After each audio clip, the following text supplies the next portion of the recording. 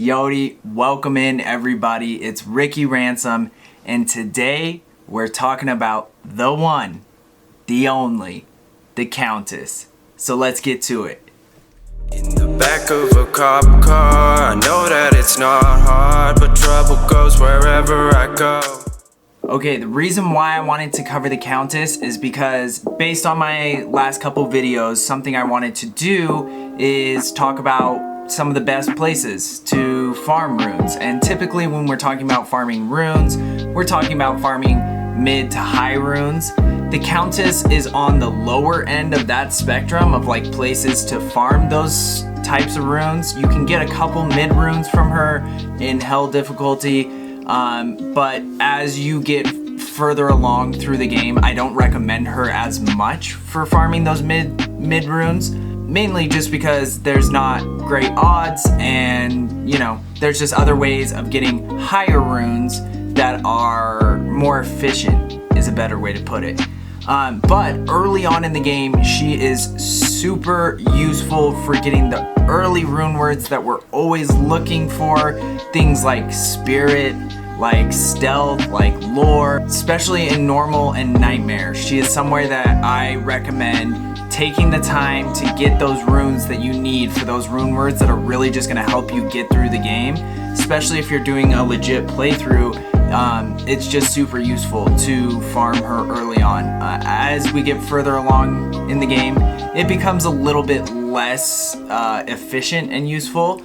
But let's talk about some of her mechanics and what makes her the most unique monster in this game. So the Countess, what makes her so unique is the fact that she has one loot table, her primary loot table, which is dedicated just to runes.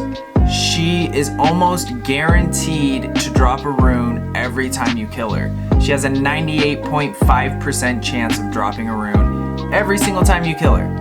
So that's pretty good odds. There's no other monster in the game that has anywhere close to those kind of odds for dropping runes, and that's what can make her super useful and beneficial to farm her early, is that if you're looking for runes, you know, you don't really have a guarantee throughout the game. Any other way of like getting even just like low runes, like if you need one to build a specific rune word and you don't have any in your inventory, you can always just go back to Countess, and at least you know you're getting runes that you can either cube up to the rune that you need or just keep farming until you get the rune that you're looking for.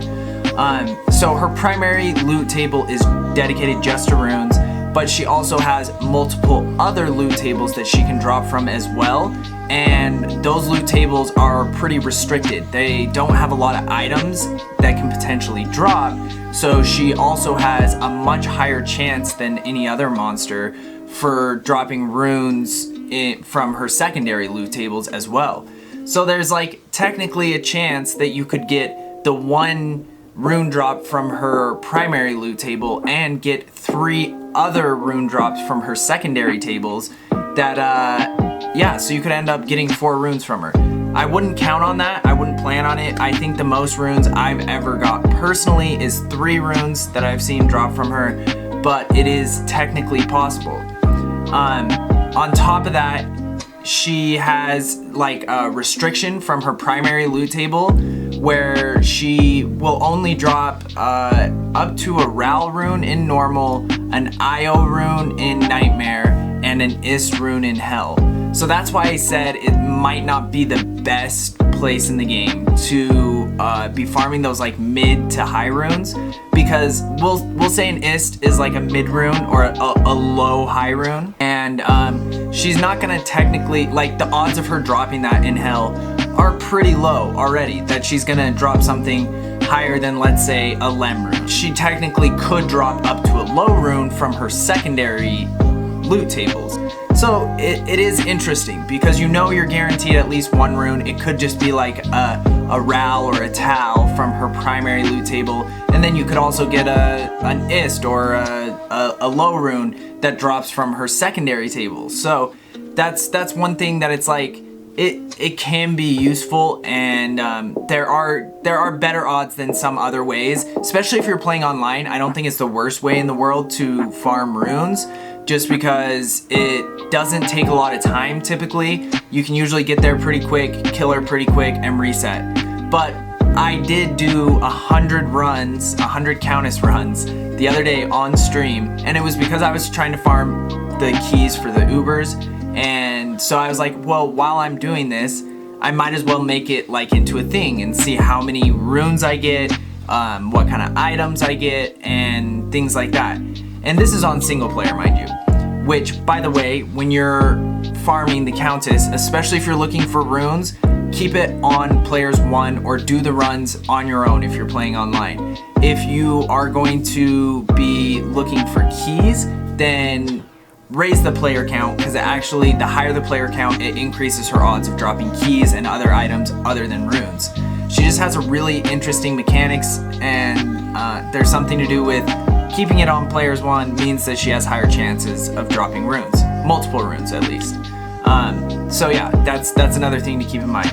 So I did 100 runs, and we ended up getting, I think the highest rune that dropped was rune. We got 1 rune, a pull rune, and a lum rune. I think are the 3 highest runes I got from 100 Countess runs, which, you know, isn't a ton, but you would hope to get more than that, you know, because every other rune that dropped was like below a lum rune. Otherwise I would have mentioned it, you know? And those other runes, you would need so many of them to get anything of value out of them that it's almost like, why not just run a monster that you have a chance of those runes dropping, but also a chance of unique items and a chance of, you know. But if you're looking for keys, it makes sense. It's a good place to farm because you can get keys. So she does have a chance, or she is the only monster that can drop the Key of Terror, I believe. So you're gonna have to farm her if you want to do Ubers. It's really good to be able to farm her for that specifically, and then just get runes on the side as well. It can be useful for that, but like I said, overall, if you're looking for those mid to high runes, I don't really recommend farming the Countess, just because you're gonna have better odds and just different drops. You know, with the Countess, you're either getting runes or you're basically getting nothing. But overall, I've never had a ton of luck farming any other gear from her except for keys and runes. And so yeah, I just don't recommend it later on in the game, but early on she can be super useful. So definitely take advantage of that if you're doing a playthrough and you're actually playing from normal to nightmare to hell. Then take advantage of it, because you will get those runes you need for those really important rune words that are going to help you get through the game.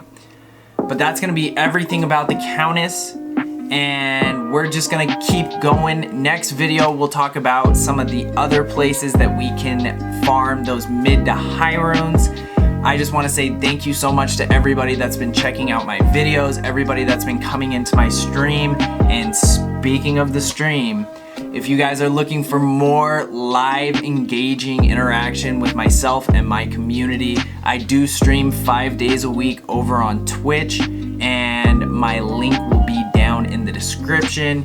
If you guys have any hints or tricks, or just some of your favorite places to farm for mid to high runes, or just even things about the Countess that maybe I might have left out, leave them in the comments below. I love to check that stuff out and have more information for the future. And if you guys have any ideas for future videos or anything that you would like me to do in a future video, then drop that in the comments as well. Yeah. So thank you guys so much. I hope everyone has an amazing rest of your day, and we will see you on the next one.